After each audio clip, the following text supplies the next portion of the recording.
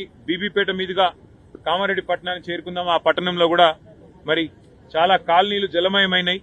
చాలా ఇండ్లలోకి మొదటి అంతస్తు పైకి కూడా నీళ్లు వచ్చినాయని చెప్పి శ్రీగాధ మీద నుంచి పోదామని అనుకుంటే ఇక్కడ కూడా దోమకొండ చెరువు తెగిపోయి ఈ రాకపోకలు ఇటువైపు నుంచి కూడా మొత్తం స్తంభించిపోయిన పరిస్థితి. అంటే దాదాపుగా ఇవాళ కామారెడ్డి పట్టణానికి ఆకాశ మార్గం ద్వారా తప్ప రోడ్డు మార్గం ద్వారా పోయే పరిస్థితి ఈరోజు ఈ నిమిషానికి లేదు.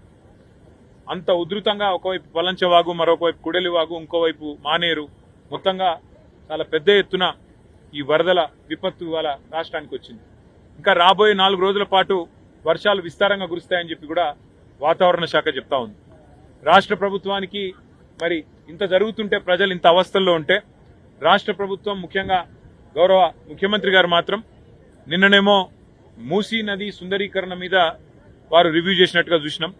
ఇవాళనేమో రాష్ట్రానికి ఒలింపిక్స్ ఎట్లా తేవాలని చెప్పి రివ్యూ చేస్తున్నట్టుగా ఇప్పుడే నేను టీవీలో చూసిన. పరిస్థితి ఎట్లా ఉంది అంటే, రోమ్ నగరం తగలబడుతుంటే ఆ చక్రవర్తి ఎవరో ఒక ఆయన నీరో చక్రవర్తిని ఫిడేలు వాయించుకుంటూ కూర్చున్నాడట. అట్లా రాష్ట్రం వరదల్లో ఉంటే మూసీ సుందరీకరణ ముఖ్యమా, లేకపోతే రాష్ట్రానికి ఒలింపిక్స్ అనే డిస్కషన్ ముఖ్యమా, లేకపోతే ప్రస్తుతం పంట నష్టం ఎంత జరిగింది, ఆస్తి నష్టం ఎంత జరిగింది, ప్రాణ నష్టం ఎంత జరిగింది, ఎంతమంది విపత్తుల్లో ఉన్నారు ఇది చూసుడు ముఖ్యమా? గతంలో